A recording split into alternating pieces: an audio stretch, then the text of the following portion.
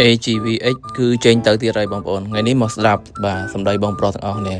គាត់ថាបងហេងបាទម៉ូតូអីក៏តម្លៃធូរម៉េះតែ 2000 ជាងរៀងដូច ARV ហើយ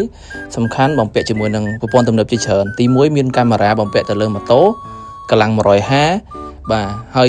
025ទៀតហើយពណ៌ស៊ីម៉ង់មានពណ៌លយច្រើនទៀត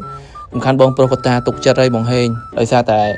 បាទខ្ញុំធ្លាប់ជិះតែម៉ូតូ Air Ballet បាទជិះចាស់តម្លៃបាទថា1000អីចឹងទៅណានាំសំបាន2000ជាងថ្ងៃនេះបង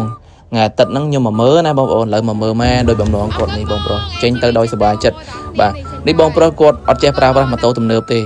បាទខ្ញុំបរៀនបាទការថែទាំការប្រើប្រាស់បាទរបៀបបើកកែបរបៀបចាក់សាំងបាទនេះបាទសិទ្ធិអ្នកយកចេញទៅបងប្អូនបរៀនមួយសេតជូនបាទហើយ AGV យើងមានពណ៌ស្អាតច្រើនបងប្អូននេះគឺជាពណ៌បាទ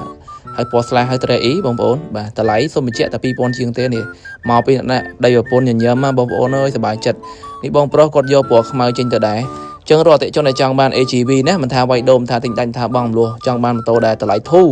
បាទម៉ាស៊ីនល្អ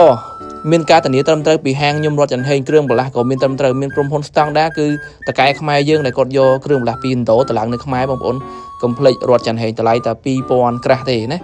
បើរំលោះវិញក៏បានដែរបងប្អូនបាទនេះស្អាតមែនទែនពណ៌នេះគឺលក់ដាច់ប្រចាំហាងអញ្ចឹងបងប្អូនចង់បានកុំភ្លេចរត់ចន្ទហេងអរគុណ